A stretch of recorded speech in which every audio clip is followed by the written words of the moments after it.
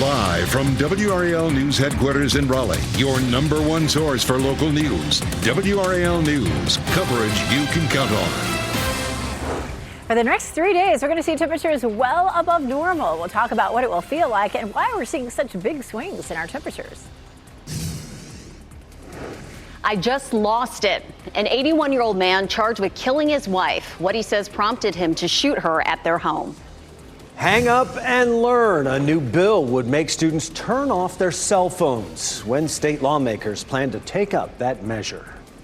If you didn't get outdoors over the past 2 days to enjoy the sunshine, today you have another chance. Our highs will climb into the 70s this afternoon. Thanks for joining us. I'm Renee Chu. And I'm Jeff Hogan. Yeah, don't miss out on it. Meteorologist Elizabeth Gardner is on the WRAL weather patio with a look at how often that we see these 70-degree days in February, Elizabeth.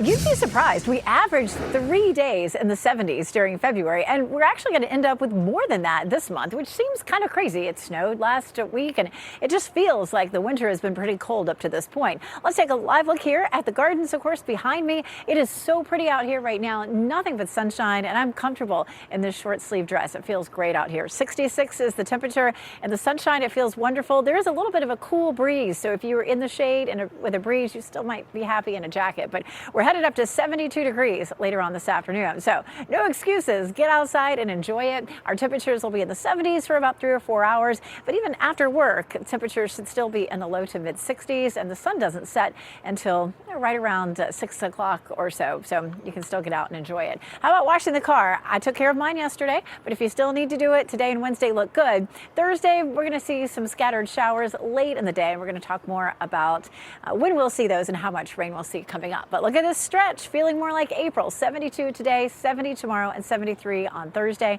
Again, we're looking at some chilly temperatures in the morning, but really nice warm up during the afternoon. We'll touch on Thursday and the timeline for the rain coming up. Elizabeth, thanks. Breaking news we've learned just before noon. UNC men's basketball coach Hubert Davis agreed to a contract extension in July, signing it in December. This comes as the Carolina men's basketball team has just hired a general manager. The university announced Tuesday morning Jim Tanner, a 1990 UNC graduate who has worked as a sports agent representing more than 70 NBA players over the course of nearly 30 years. UNC officially announced the hire this morning. WRAL Sports Investigates reporter Brian Murphy will join us later to discuss what this all means for the program. An 81-year-old man charged with murdering his wife is being held without bond. Deputies say Roger Preston shot his wife at their Johnston County home yesterday, then called police and waited. WRAL's Sean Gallagher joins us live in Clayton. And Sean, we understand you've listened to some of the 911 calls. What do they reveal? Yeah, Jeff, it's troubling. You can hear a very calm Roger Preston on the phone waiting for authorities to arrive.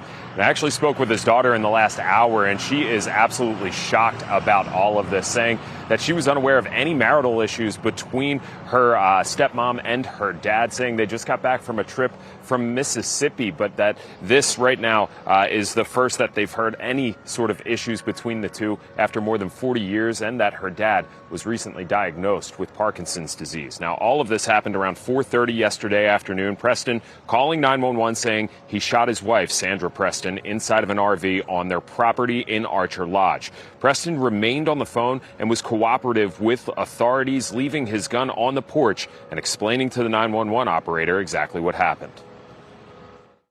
Me and my wife's been having marital problems, and she put me on some kind of thing where I'm just takes everything. Oh, I'm sorry. I just lost it. And I shot her 2 or 3 times. It just blew my mind that she would do me like she has. Now, Preston has no prior criminal history in North Carolina, with the exception of a few minor traffic violations. His daughter tells me her dad and stepmom have been together for about 50 years, married for over 40, and again, the first time she remembers any issues between the two. And Preston's due in court for the first time here in Johnston County a little later this afternoon. In Johnston County, Sean Gallagher, WRAL News. Today, Wake school leaders will talk about the possibility of changing their remote learning policy. WRAL's Destiny Patterson has been covering this issue throughout this winter season. And Destiny, the topic came up to avoid makeup days after winter weather cancellations.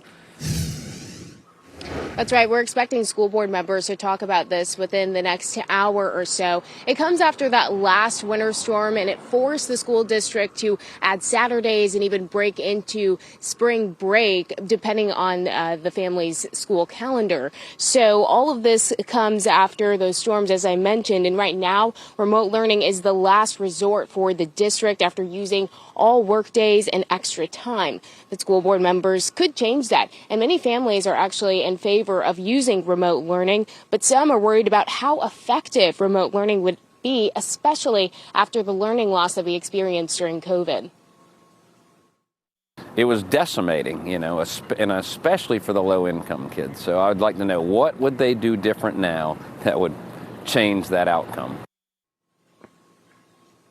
On Facebook, school board member Sam Hershey said that he shared community feedback with the superintendent, and he said families asked for no Saturday makeup days. He also said families asked for online learning for older students and physical packets for elementary school students. It's important to note that there is no official proposal that's on the table today, so no final decisions will be made during today's meeting, but we will be there. It gets started at 1 o'clock. Destiny Patterson, WRAL News, live in Raleigh. And last week, Wake County students missed 3 days of instruction due to winter weather. To make up the missed time, some students will have class this Saturday. Others will lose the day after spring break. We have a list of the makeup days on our website. Just search winter. Should kids be able to use their cell phones in school? That is the question before a state house committee this afternoon. It's the first time state lawmakers will debate the issue. WRAL Capitol Bureau Chief Laura Leslie is live at the state legislative building where that hearing is expected to take place. Laura. Jeff, this issue has really taken off this year with school boards and state policy leaders alike. Lawmakers didn't even discuss this issue last year, and this year it appears to be one of their top priorities. Beginning next fall, this bill would require school boards to adopt policies that would ban or severely restrict student access to cell phones during class time. School boards would also be required to notify parents about their policy at the start of each school year. Education research on the issue has shown that phones in the classroom distract students from what they're focusing on and can even contribute to bullying. Alan Minier of Cary says they're unnecessary and might even be used to cheat. If I were as a parent, I don't think that I would have my child carry a phone in there. When I was a young boy, just a few years ago, I didn't have a phone, and I made it through okay. But some parents say they want their child to have a phone at school in case of an emergency like a school shooting or just so they can contact their kids during the school day. Some districts have begun allowing students to keep their phones with them, but requiring them to keep those phones in a locked pouch that can only be unlocked by school staff. The state Senate is scheduled to debate its own ban on cell phones into schools tomorrow. It's likely to be one of the first issues they've sent to the governor's desk this session. Laura Leslie, WRAL News, live in Raleigh. It is quite a conversation, and that is the topic of today's WRAL live poll. We are asking, should cell phones be banned in schools? Right now, 59% of you say yes. And you can get in on this, weigh in by scanning that QR code on your screen right now, or you can head to WRAL.com/yourvoice and vote. And happening right now in the WRAL Live Center, the numbers are in, and the North Carolina Chinese Lantern Festival generated more than $10 million in Wake County. They said more than 257,000 tickets were sold over the course of the 8 weeks the festival was held. They had 23 sold-out nights at Cary's Cocoa Booth Amphitheater, and the $10 million generated this year, it's actually up from the $8 million that was generated last year. The North Carolina Chinese Lantern Festival will return for its 10th year with all new lanterns in November. Covering Wake County today, commissioners and the school board will meet to go over budget priorities. Right now, there is no proposed budget for the school system. Today's meeting is standard ahead of proposing a budget to ensure the county is able to fund school needs. Top issues to be discussed today: the deferred maintenance of Several Wake school buildings, the potential for federal funding issues as the Trump administration proposes cuts to public education, and affordable housing issues impacting school system employees. The meeting is happening this afternoon at 3.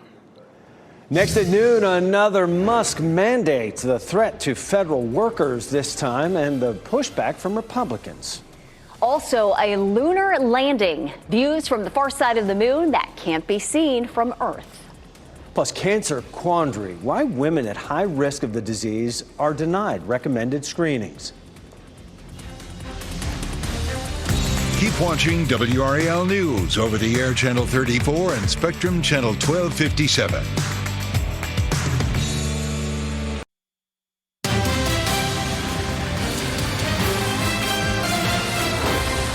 More confusion for millions of federal workers over a directive from Elon Musk. Not only does it require them to provide a list of their latest work accomplishments, this time it threatens termination for those who do not comply. NBC's Ryan Nobles spoke one-on-one with prominent Republican senators who's warning that Trump and Musk may be taking things too far. This morning, federal government employees are waking up to yet another new directive from Donald Trump and Elon Musk after a day of mass government confusion. Overnight, the deadline passing from that weekend email sent by the Office of Personnel Management at Musk's instruction, asking for them to list 5 things they've accomplished or face termination. Some government agency leaders, including Trump's allies, telling their staff they shouldn't answer. Other departments telling employees to respond, but not to reveal classified information, while Trump praised Musk's actions. There was a lot of genius in sending it. The office that sent that email following up Monday to say it's voluntary, but then a new order from Musk Monday night, giving employees more time, but making it clear they better comply. Failure to respond a second time will result in termination, Musk posted on his platform X. Senator Lisa Murkowski, a Republican from Alaska, a state with a significant number of federal workers, said the email was intimidating employees. There is a way to do this that is proper, that is lawful, and also treats our federal employees with a little bit of dignity. It comes as some Republicans are facing backlash at town halls over Musk and his department's cuts. A congressman in Missouri defending Musk yesterday. Whether you like it or not, Elon Musk does have a security clearance. He later said the overflow crowd included organized protesters. The cuts coming as Trump is making a controversial move at the FBI, appointing Dan Bongino, a former police officer and Secret Service officer with no experience at the FBI, as the deputy director of the agency, a position normally reserved for a career agent. Bongino has used his conservative media platform to peddle conspiracy theories, falsely cast doubt on the 2020 election results, and attack the FBI, saying it needs to be disbanded. This is Ryan Nobles reporting. Elon Musk's Starlink also got a new contract with the Federal Aviation Administration, raising new conflict of interest concerns. Musk approved a shipment of Starlink terminals to the FAA last week. One has been installed at an air traffic control technology lab in Atlantic City, New Jersey for testing. SpaceX is looking to deploy satellite internet terminals to help speed the upgrade of the FAA's IT networks. The move calls into question the future of the $2 billion contract the FAA awarded to Verizon in 2023. The Trump administration doesn't have to allow access to the Associated Press. That's a temporary ruling from a judge who is now requesting more information on the case. The AP was barred indefinitely from accessing the Oval Office and Air Force One because of its refusal to change its style on the Gulf of Mexico after Trump renamed it the Gulf of America. The wire service has accused Trump administration officials of violating its First Amendment protections by refusing access. And back here in the WRAL Live Center, we are learning that Pope Francis rested well overnight as he continues to battle double pneumonia inside a Rome hospital. This as you take a live look at the Vatican right now. A mild kidney problem is now under control. Doctors say the 88-year-old is continuing his daily treatment and eating normally. He had also been able to resume work from his bed. He's been in critical condition since the weekend, though, with his doctors offering only a cautious prognosis. He was admitted to the hospital on February 14th. Today, North Carolina leaders are expected to vote on another $500 million in Helene relief. That total came as a rebuttal to Governor Josh Stein's call for more than $1 billion in recovery funds. If it passes, the motion would then go to the state Senate. Some of the $500 million will go to housing repairs, agricultural investments, and repairing roads. The vote was scheduled for last week, but was postponed because of the winter weather. A fired Forest Service worker who lost her job says widespread federal government layoffs will severely affect cleanup efforts in our state. A total of 17 employees from the Pisgah National Forest were laid off.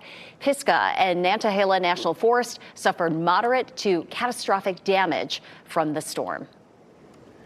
12:16, the time right now. We take it right outside. Elizabeth Gardner out there on the WRAL weather patio. You've got the spot to be this afternoon, Elizabeth. I definitely do. It feels fantastic out here, especially if you're in the sun. A little bit of shade trying to creep in, this time of day. Sun's still, headed down behind these trees here in a minute or two. But in the sunshine, it feels wonderful. And of course, we have a look at the gardens.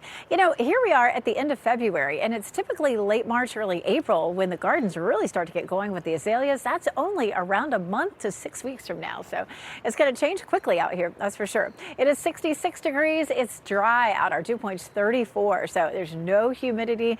We just have to soak these days in while we have them because, the later it gets in the year, the more humid it gets, that's for sure. Expect 3 or 4 hours of temperatures in the 70s, and then we're in the mid 60s as folks are getting home from work around 5 to 6 o'clock. Our temperature right now, 64 in Roxborough, 67 Southern Pines, 64 in Rocky Mount, 67 in Goldsboro. So feeling great everywhere. Our temperatures are running a little bit warmer than this time yesterday, anywhere from around 5 to almost 10 degrees warmer. Yesterday, our high was in the mid 60s and we'll climb into the low 70s. So we're definitely on track to see that this afternoon. I love our Report It photo. I remember this last week. This is from Laney in Raleigh. But the daffodils in my yard were just cowering. We're just like all bent over under the snow. And of course, now they're all popped up and they're just happy to enjoy some of this warm weather like we are.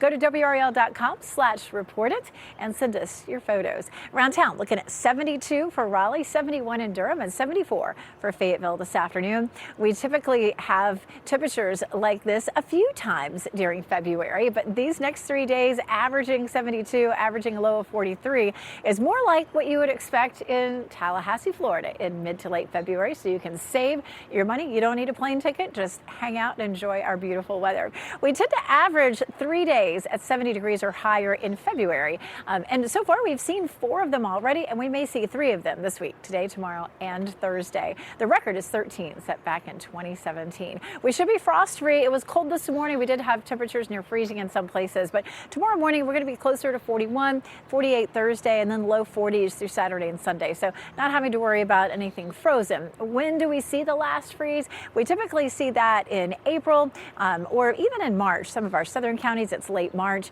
Around the Triangle, it's anywhere from, say, the 4th to the 8th of April. So again, that's still over a month away. So why the big swing in our temperatures? Last week with the snow and this week with the warm temperatures.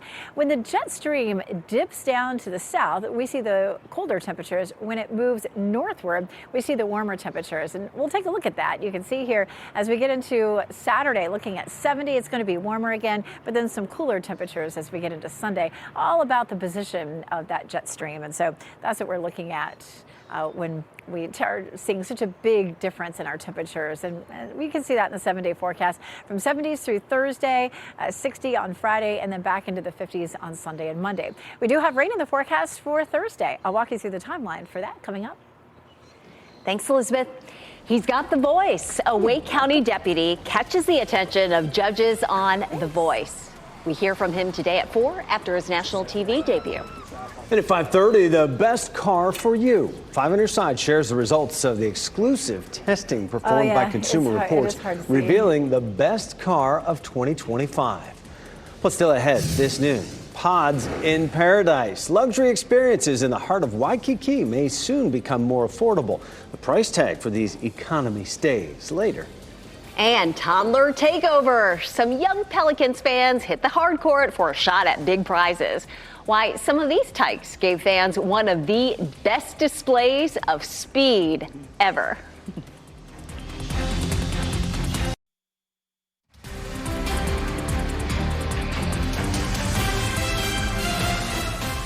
And we take you right back outside again here at noon with a live look at our azalea gardens as you watch WRAL News, available on Hulu and the WRAL app on your TV or streaming device. The Minnesota Department of Agriculture will start testing raw cow's milk to stop the spread of the H5N1 flu virus affecting dairy cattle across the country. The department says there is no public safety because the state's supply is pasteurized. This process is proven to kill bacteria and any active H5N1 that is found in milk. Any farm infected must submit 3 negative bulk milk tests 7 days apart. The North Carolina Aquarium at Fort Fisher is getting a big financial boost from the State Employee Credit Union. The $2 million grant will be used to increase the interactive space and to build a new education center to serve North Carolina students. North Carolina aquariums welcome more than 1 million visitors annually. About 500,000 of these guests visit during school field trips. And happening right now in the WRAL Live Center following this breaking news here, Apple shareholders rejected a proposal to scrap the company's diversity programs. The proposal was drafted by the National Center for Public Policy Research, and after a brief presentation about the proposal, shareholders rejected it. The same group also presented a similar proposal to Costco a few weeks ago, only to have it overwhelmingly rejected as well. A similar outcome is expected at Apple's annual meeting. Thanks, Michelle. We are getting some stunning up-close views of the far side of the moon, which is not visible from Earth. Images from the Blue Ghost lunar lander show the moon's rocky surface there, dotted with craters and boulders. The lunar lander also captured some stunning imagery of the moon's south pole. Blue Ghost will attempt a moon landing on Sunday. And once on the moon, those NASA instruments on the lander will collect data for more than 2 weeks. Beautiful pictures. In less than 2 weeks, the clocks will spring forward, and for many people, losing an hour of sleep can be pretty disruptive. Some may become more irritable or feel tired. Doctors also report an increase in heart attacks, stroke, depression, and suicide at this time. So what can you do to adjust to the time change? Start going to sleep earlier the week before the time change. Keep your bedroom dark and avoid electronics right before bedtime. A new era for UNC basketball. What we know about the man hired to be the general manager for the men's program. And high-risk cancer screenings, why some insurance companies don't cover additional checkups for breast cancer screenings, and what this could mean for women's overall health. Here's a look at your winning NC education lottery numbers on your screen right now. We'll be right back.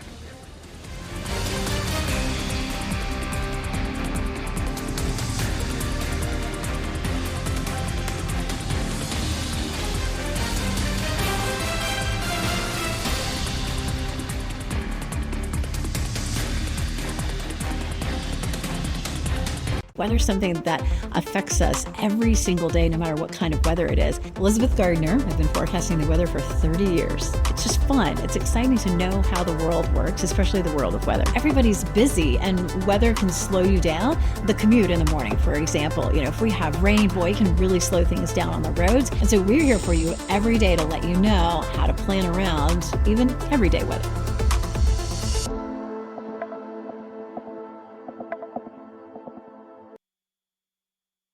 Shot in 4K ultra high definition. Your number one source for local news. WRAL News. Coverage you can count on.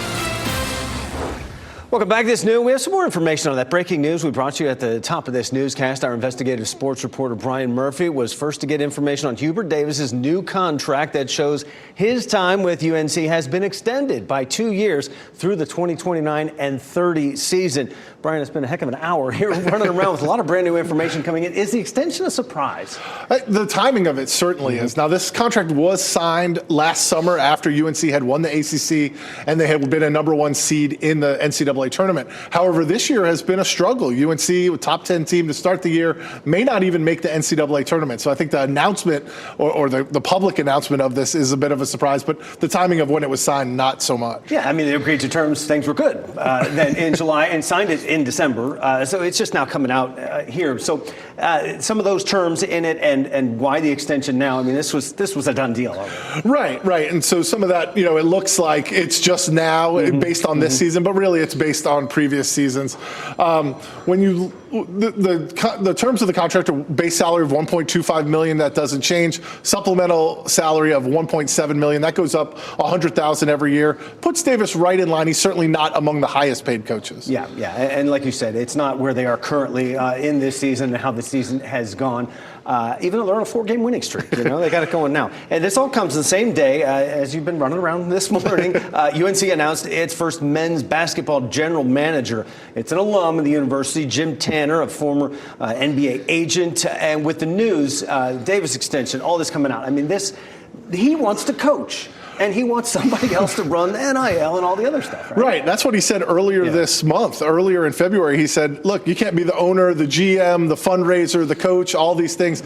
I need to expand the staff. That's what Hubert Davis said. This is part of expanding that staff. Jim Tanner is a guy who's been an NBA agent for decades, has worked with lots and lots of famous basketball players, Grant Hill, Tim Duncan, Vince Carter, and tons of UNC alums. He is a UNC alum himself. Both of his kids went to UNC.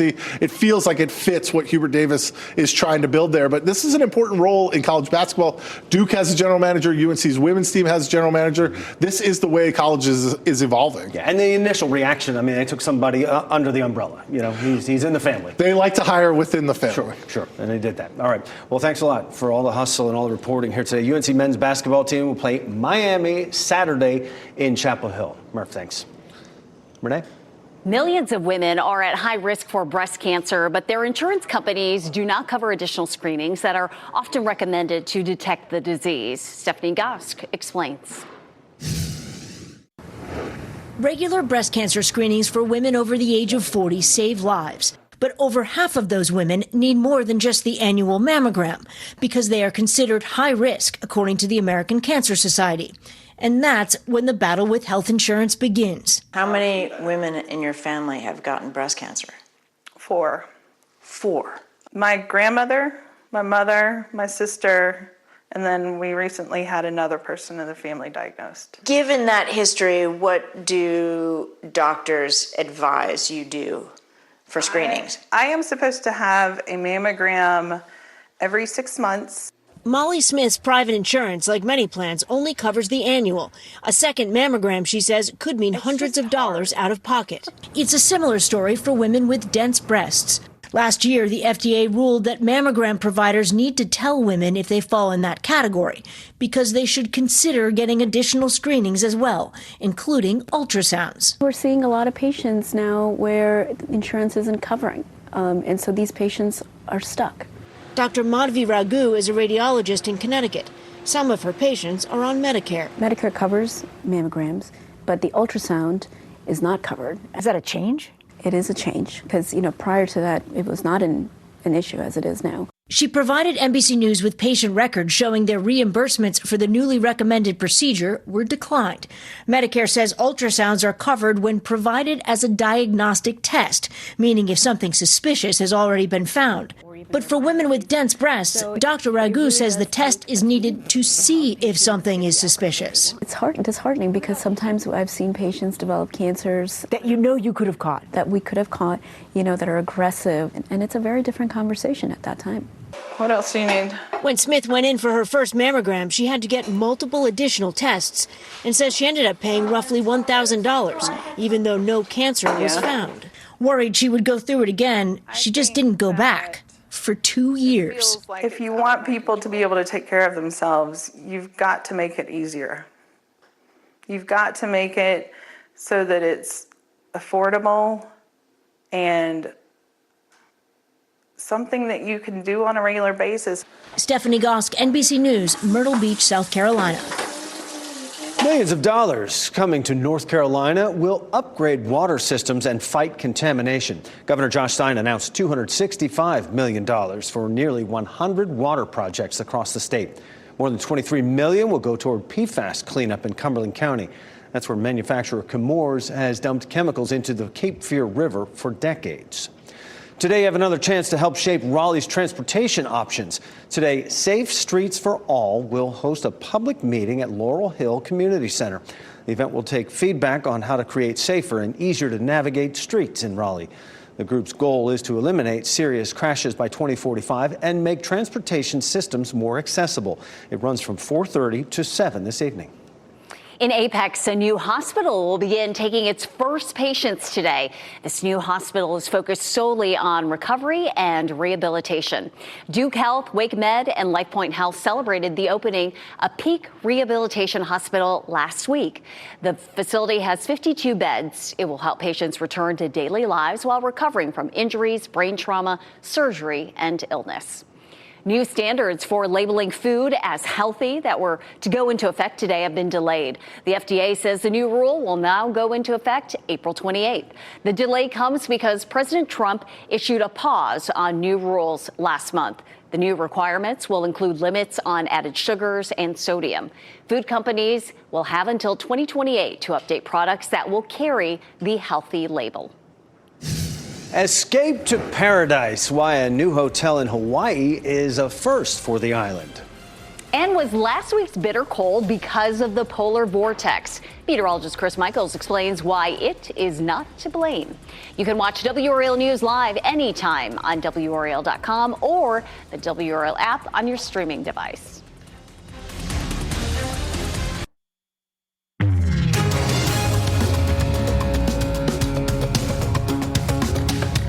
Eli Lilly is offering higher doses of its weight loss drug Zepbound in single-dose vials at about half its usual monthly list price. The company says it's an effort to reach more patients whose insurance doesn't cover for the blockbuster injection.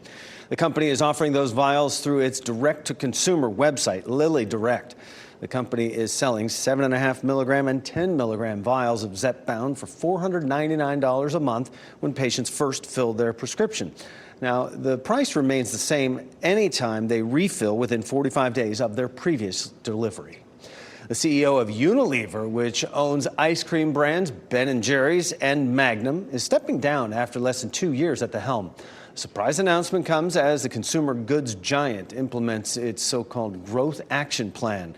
The plan was unveiled in late 2023 to cut costs and boost sales and profitability.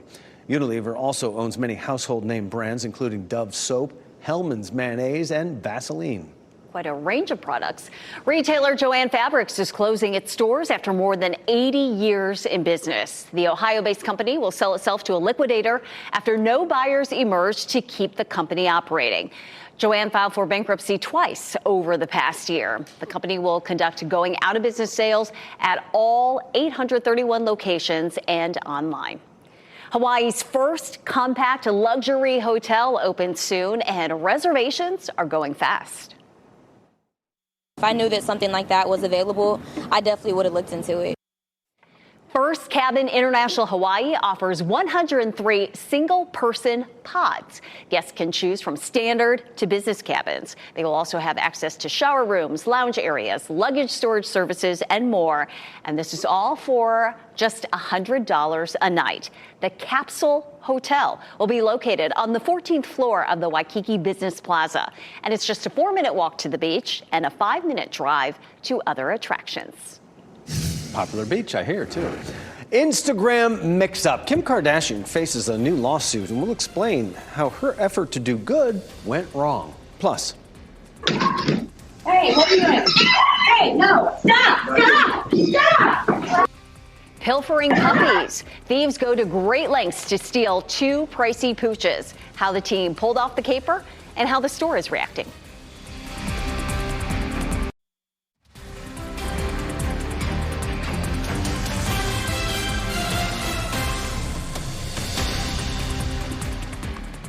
A New York man is suing Kim Kardashian for a social media post that mistakenly identified him as a death row inmate. Kardashian posted about convicted murderer Ivan Cantu 2 days before he was executed in Texas. She was asking her followers to sign a petition to save his life, but she used a picture of a different man who lives in New York and has the same name. Cantu filed a lawsuit for libel, slander, and emotional distress. Lawyers for Kardashian called the post, quote, a simple mistake. A Colorado pet store is offering a $4,000 reward for 2 stolen puppies and the arrest of the people behind the ruse. Employees say 2 men were acting off before one of them fell to the ground, reportedly faking a seizure. The distraction allowed the other man a chance to grab bulldog puppies and run for the door, all while 2 children watched. It's unclear if the children and the woman in the blue sweatshirt were part of the ploy. Now, employees did their best to stop them, but they still made it out with 2 bulldogs. The store is stepping up security. Well, much of the country saw bitter cold and snow last week, but was it due to the polar vortex? Meteorologist Chris Michaels has the newest findings. A recent release from NOAA said that even though it was brutally cold in parts of the country last week, it's not necessarily traced back to the polar vortex. In case you've not heard of that, what it is, it's a pretty permanent feature in the atmosphere, and it's in the layer of the atmosphere above us, the stratosphere, and it just kind of lives in the Arctic. Now, when the wind around it is strong, it almost hugs the cold air and keeps it close to the Arctic. And over the past 2 or 3 weeks or so, the polar vortex has been strong and stable, whereas when it wobbles and it weakens, you start to see some of that really, really cold air coming into the U.S. But right now, there's not enough evidence to blame the cold snap on the polar vortex. But this February has been one of the coldest across the country since 2010. A lot of that has to do with how cold it's been in the plains in the Intermountain West and the Pacific Northwest. Closer to home, when you take February and you average it out, the average temperature has been about 46.1 degrees, and that is actually warmer than average, although it's our coolest since 2021. Meanwhile, you might be asking, all right, so what caused the brutal cold? What caused the snow? We're looking into the 2 global patterns that did cause that right now on WRAL.com. All you have to do is search Ask the Meteorologist.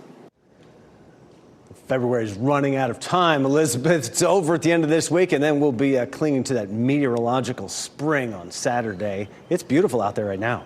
It is. And this is why meteorological spring begins on March 1st, because typically, even at the beginning of March, we start to see a lot of big swings in our temperature. Winter's not necessarily totally over in March. We still have some cold days. We certainly recorded snow in March and all of that. But, we tend to just see more spring-like weather, at least in bits and pieces, even early in March. Let's take a live look outside here. Fayetteville looking beautiful. Raleigh looking great. That's a look from North Hills. You can see just a little deck of clouds there. I'm going to show you where that's coming from in just a second. Apex looking pretty. Chapel Hills, courtesy of Top of the Hill Restaurant. We're going to widen out the view and notice there's a low pressure system that's sitting off the coast of sort of Georgia, South Carolina. There's some cloud cover with that, and sort of the edge of it is pushing up into our area. There's another system that's also up to the north. You can see that around New York. So just a little bit of cloud cover kind of filtering in sort of between those 2 systems, but none of that's going to cause any issues for our weather today. Our next weather maker is actually up around Seattle, between kind of Seattle and Rapid City. We're going to see that low developing and dropping southward. You can see it just kind of coming out of Canada almost, just north of Rapid City, South Dakota. So that one drops down across our area and arrives on Thursday. We'll see temperatures getting much warmer ahead of that Wednesday and Thursday, and then cooling off a little bit for Friday behind the front. That's typically the way things go with these fronts. It will be a fairly weak system. We'll likely see some rain, maybe even a few rumbles of thunder. There's not going to be a whole lot of rain associated with it. This is 7 a.m. on Futurecast, and we'll watch that front moving across our area. We're still mostly dry at lunchtime, but mid to late afternoon, that line of rain comes through with the potential for an isolated thunderstorm or 2. Nothing severe there, and then it's over. We might have another chance for some showers on Monday. Take a look at that. Just 40% on Thursday, about a 20% chance on Monday. How much rain are we talking about? We still could use some rain. We're still abnormally dry for the north half of the viewing area, and we're seeing moderate drought in the southern half. Looks like maybe a quarter to a tenth of an inch from, say, Durham to Raleigh. Again, about a tenth of an inch there. Fayetteville, quarter of an inch in Clinton. So not a whole lot of rain with this. It'll kind of come and go pretty quickly. We do have the chance of some more rain over that sort of first or second week of March, I should say, from the 5th to the 11th. We have the chance of above normal precipitation and above normal temperatures. Now, that doesn't mean that it's just going to get warm and stay there. We will continue to have the big swings in our temperatures through March and April, and sometimes even through May. Enjoy the next 3 days, though. We're not likely to see the rain Thursday until later in the day. So today, tomorrow, Thursday, looking good. Friday, Saturday, and Sunday don't really look bad either. It's just a little cooler on Friday, a little warmer on Saturday, a little cooler on Sunday. You know, grab the sweater or don't. It's still going to be still good weather to get outside. Oh, it looks gorgeous out there. All right, earlier we asked you, should cell phones be banned in schools? And we want to know what you thought. 62% of you said yes, they should be banned in classrooms, and 38% of you are saying no, they should be allowed. We will continue to collect these answers throughout the day, so share this with your friends. You can scan the QR code on your screen, or you can head to WRAL.com/yourvoice and weigh in. And we have a front runner. And number 11 is off. Halftime hustle. Babies hit the hard court for a little friendly competition. The prizes the champion crawler took home after a hands-down victory. Also, here's a look at your winning Powerball numbers on your screen. We're back for a final look at what we're following for you today. My name is Nikki. My name is Jermaine. I was on I-95 when an 18-wheeler slammed into the back of me. I was very pleased with how hard the Ritchie Law Firm worked on my case and the settlement they got me. Brian Ritchie was on top of my big truck case. I'm attorney Brian Ritchie, and I'm on top of it. After careful review of medical guidance and research on pain relief, my recommendation is simple. Every home should have Salon Paws. Powerful, yet non-addictive. Targeted and long-lasting. I recommend Salon Paws. It's good medicine. You're watching Next Generation Television, WNGT.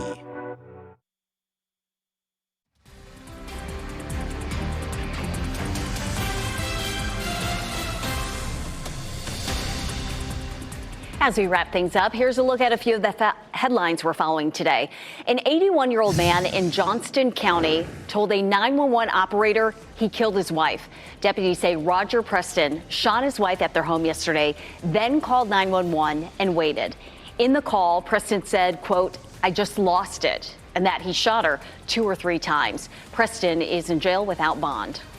Wake schools leaders meet at the top of the hour to talk about remote learning. Right now, it's a last resort after the district uses all work days and extra time. Parents express frustration with that policy now that last week's snow days will force students to make up time on Saturdays or lose a day of spring break. There isn't a proposal on the table yet, so no final decisions will be made today. State lawmakers are talking about a possible ban on cell phones in schools. A House committee meeting today will debate a House bill that would require policies that ban or severely restrict student access to cell phones during class. The state Senate will take up its own bill tomorrow. This is the first year either house has taken up the issue. Now, we know New Orleans knows how to party, but we're not talking about Mardi Gras here because these kids are too young. The Pelicans hosted the 2025 Baby Crawl race, and some are calling the winner the GOAT. Off to the races, headed for the finish line. And we have a number 1. We have a winner. In one of the most dominant baby crawl races ever produced.